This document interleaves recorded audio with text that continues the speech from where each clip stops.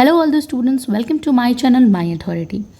आज के इस वीडियो के अंदर हम जिस टॉपिक को कवर करेंगे वो है fundamental duties and directive principles of state and policy, जिसे हम DPSP कहते हैं। और फंडामेंटल ड्यूटीज़ बहुत इंपॉर्टेंट हैं। इंट्रोडक्शन देखेंगे सबसे पहले। The Indian constitution is design to balance rights, duties and governance principle. India का जो कॉन्स्टिट्यूशन है वो सिर्फ राइट्स की बात भी नहीं करता है, उसके साथ साथ वो हमारी ड्यूटीज़, हमारे क्या कर्तव्य हैं और गवर्नेंस के जो कैसे प्रिंसिपल्स हैं, किस हिसाब से गवर्नेंस को काम करना चाहिए ताकि इंश्योर हो जाए जस्ट डेमोक्रेटिक सोसाइटी की इस्टेब्लिशमेंट हो जाए, उसकी भी बात करता है Indian constitution. While fundamental rights part 3 में है फोकस ऑन इंडिविजुअल फ्रीडम, सभी व्यक्ति के व्यक्तिगत स्वतंत्र अधिकारों की बात करता है, वहीं फंडामेंटल ड्यूटीज़ जो है वो पार्ट 4A में दी गई है और आर्टिकल 51A में पूरी फंडामेंटल ड्यूटीज़ की बात की गई है। वहीं emphasises the responsibilities of citizens, और वो बात करती है कि जो नागरिक हैं उनकी भी कुछ रिस्पॉन्सिबिलिटी है अपने नेशंस को लेके, वो क्या है इसकी बात करता है article 51A। Okay, and similarly वहीं हम देखें directive principle state policy DPSP जो है वो पार्ट 4 ऑफ द कॉन्स्टिट्यूशन में दिया गया है, जो आर्टिकल 36 से 51 तक कंक्लूड है पूरा हमारे कॉन्स्टिट्यूशन में, जो बात करता है guide the government in making laws to establish a welfare state. वो गाइड करता है हमें, गवर्नमेंट को गाइड करता है कि कैसे लॉज बनने चाहिए ताकि एक कल्याणकारी राज्य की स्थापना हो सके। अब कल्याणकारी राज्य यानी जहाँ सभी लोगों को इक्वल रिसोर्सेस मिले। ओके, ये आंसर हमें डिटेल डिस्कशंस प्रोवाइड करेगा fundamental duties and directive principles का, और इसमें हम कुछ इंपॉर्टेंट की प्रोविजंस और रियल वर्ल्ड के एप्लीकेशंस देखेंगे। Fundamental duties in the constitution of India क्या है, बैकग्राउंड देखते हैं सबसे पहले। Added by the 42nd amendment act. 42nd amendment act को हमने देखा था लास्ट वीडियो में, बहुत इंपॉर्टेंट है, जिसे क्या कहा जाता है अपने आप में मिनी कॉन्स्टिट्यूशन भी कहा जाता है। क्यों? क्योंकि इसमें हमारे जो ये इंपॉर्टेंट फंडामेंटल ड्यूटीज़ जो आर्टिकल 51A में दी गई हैं वो इंक्लूड हैं। कब आया था 42nd अमेंडमेंट? 1976 में, जो कि based on recommendations of the स्वर्ण सिंह कमेटी पर बेस्ड था। स्वर्ण सिंह कमेटी जो है उस पर बेस्ड थे, उनके रिकमेंडेशंस पर बेस्ड था। Inspired by the USSR constitution, और ये फंडामेंटल ड्यूटीज़ किससे इंस्पायर्ड है? USSR के कॉन्स्टिट्यूशन से। जब हमने सोर्सेज डिस्कस किए थे तब भी हमने देखा था। इनिशियली देयर वेयर 10 ड्यूटीज़, पहले जो इसमें 10 ड्यूटीज़ ही थी, and later the 86th amendment जब आया था, ये हमें फैक्ट भी बता रहे हैं गाइज, आप देखिए ध्यान से। जब 86th अमेंडमेंट एक्ट आया था, कब आया था 86th अमेंडमेंट एक्ट? 2002 में आया था। Added the 11th duty related to education. Next हम देखते हैं इंटरेस्ट इन पार्ट 4A में दी गई है 51A क्लॉज, इसका आर्टिकल है। लिस्ट ऑफ फंडामेंटल ड्यूटीज़ हम देखते हैं, लिस्ट देखनी है हमें। Every Indian citizen has the duty to, ये सभी को जो है ना माननी पड़ेगी। ओके, इम्पॉर्टेंट है। Abide the constitution and respect its ideal.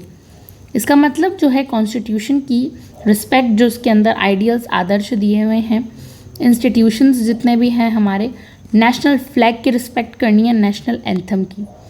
Okay, very important.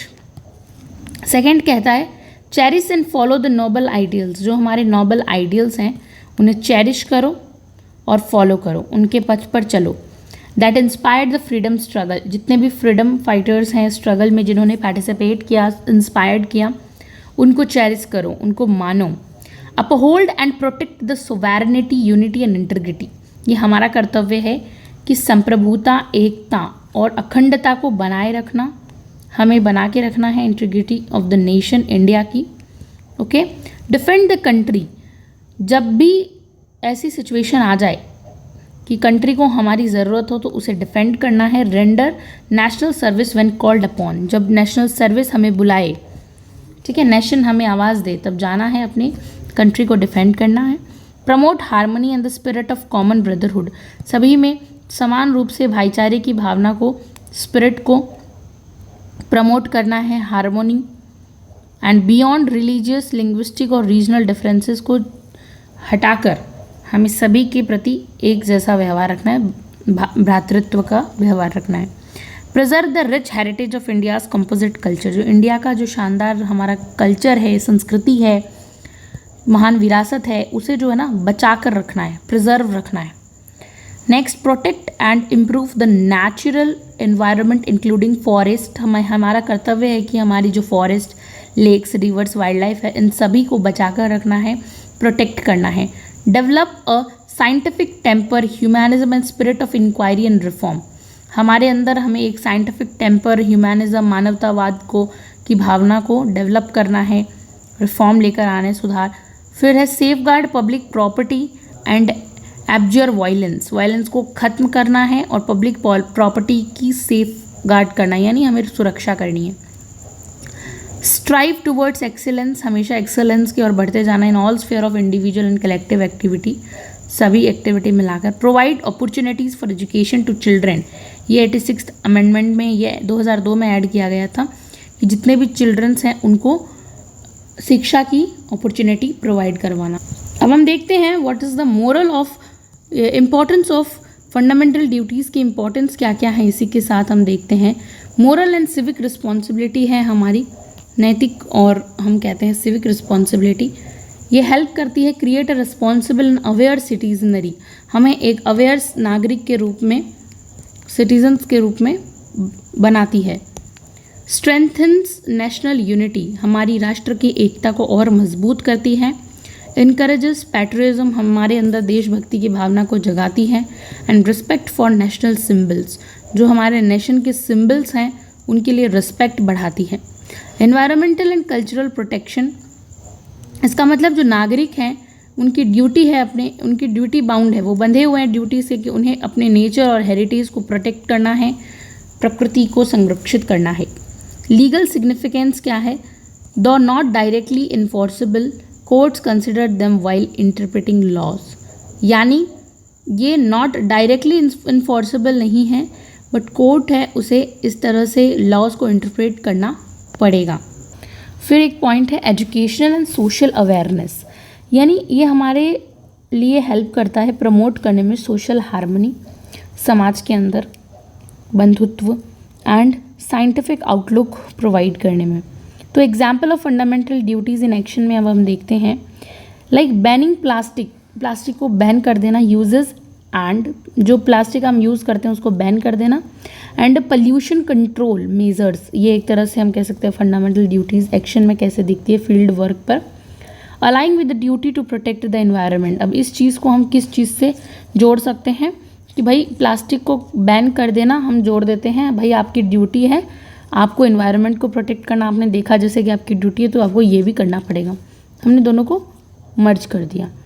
Respecting the national anthem, अब आपको अपने राष्ट्रगान की जो है रिस्पेक्ट करनी पड़ेगी, फ्लैग की, तिरंगे की। It's reflect duty towards national institution, साथ में ये किस चीज़ को, नेशनल इंस्टीट्यूशन को भी जोड़ देता है। बिजॉय एम्यूल केस 1986, ओके, ये case is for remembrance. Right to education RTE जो है act 2009 enforces the duty educate children. 2009 में जो राइट टू एजुकेशन आता है एक्ट इन्फोर्स करता है एजुकेट करो भाई चिल्ड्रंस को शिक्षा दो। Directive principles of the state, अब हमने ड्यूटीज़ पढ़ ली, अब हम डायरेक्टिव DPSP को पढ़ेंगे। ओके, सबसे पहले बैकग्राउंड एंड सोर्सेज देख लेते हैं। ये इंस्पायर्ड है आयरिश कॉन्स्टिट्यूशन से, जब हमने सोर्सेज पढ़े थे पर्टिकुलरली मेंशन था वहाँ पे। Derived from the government of India act 1935, found in part 4, अब हम कॉन्स्टिट्यूशन के पार्ट 4 में चल रहे हैं, इस तरह से हम स्लोली सारा कॉन्स्टिट्यूशन कवर कर लेंगे। ओके, पार्ट 4 है article 36 to 51 of the constitution. Unlike fundamental rights, DPSPs are non justiciable, not legally enforceable. अब फंडामेंटल राइट्स तो है ना मानने ही पड़ेंगे सरकार को, ठीक है, वो तो इन्फोर्सेबल है, हम उसको लॉ में वो कहते हैं ना कोर्ट रूम तक ले जा सकते हैं। बट अगर ऐसा नहीं है कि आप DPSPs फॉलो कर रही है सरकार, नहीं कर रही है, आप कर रहे हैं, तो आप कोर्ट में चले जाएंगे, ऐसा नहीं हो सकता। नॉन जस्टिकेबल है, नॉट लीगली इन्फोर्सेबल, इसे आप लीगली इन्फोर्सेबल नहीं करते। वैसे ही फंडामेंटल ड्यूटीज़, अब कोई माने, कोई ब्रदरहुड की भावना फैलाए या ना फैलाए, आप ये उसको मस्ट नहीं है, आप ये नहीं कह सकते करना ही पड़ेगा तुम्हें, ठीक है। तो DPSPs are non justiciable, not legally enforceable, but they guide the government, लेकिन फिर भी वो सरकार को क्या करते हैं, गाइड करते हैं पॉलिसी मेकिंग में कि अच्छी पॉलिसी कैसे बनती है। इसका एम, लक्ष्य क्या रहता है, to establish a welfare state, कल्याणकारी राज्य की स्थापना, अचीव सोशियो इकोनॉमिक जस्टिस को अचीव करना इसका एक एम रहता है। क्लासिफिकेशन देखते हैं डायरेक्टिव प्रिंसिपल्स का हम, okay, classifications of the directive principles. First है सोशलिस्टिक प्रिंसिपल्स, यानी promote social and economic justice. पहला इंपॉर्टेंट प्रिंसिपल क्या है, सोशलिस्टिक प्रिंसिपल्स, इसका मतलब है प्रमोट करना सोशल और इकोनॉमिक जस्टिस को, सामाजिक और आर्थिक न्याय को प्रमोट करना। These principles direct the state, और ये जो प्रिंसिपल है ना, ये स्टेट यानी कंट्री को डायरेक्ट करते हैं, मतलब निर्देश करते हैं, टू रिड्यूस इनइक्वालिटी, कि भाई आपको जो है ना, आपके जो समाज में असमानता फैल रही है ना, उसे ख़त्म करो, एंड इंश्योर करो वेलफेयर पॉलिसीज़, ऐसी कल्याणकारी पॉलिसीज़ लेकर आओ जो जनता की भलाई करे।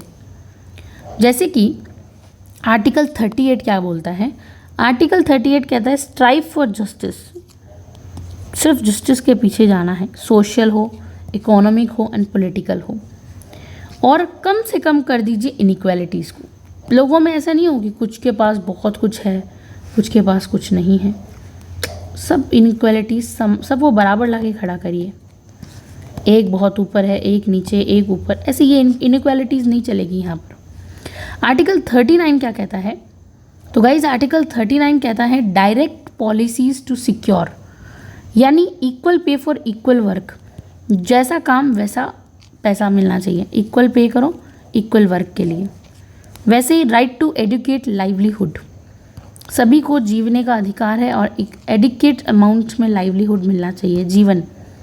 प्रिवेंशन ऑफ वेल्थ कंसंट्रेशन, कोई लोग हैं वो बहुत ज़्यादा मनी को ना कंसंट्रेट करके रख रहे हैं एक जगह पर, उससे प्रिवेंशन हटाओ, प्रिवेंशन लगाओ। ये क्या प्रिवेंट क्यों कर रहे हैं वो, वेल्थ कंसंट्रेशन होना ही नहीं चाहिए, उससे बचो, ठीक है। आर्टिकल 41 क्या कहता है, right to work, education and public assistance for the needy, यानी ऐसा वर्क लेकर आओ, ज़रूरी है राइट टू वर्क देना, एजुकेशन और public assistance for the needy, जो ज़रूरत है उनको ये सब चीज़ें मिलनी चाहिए।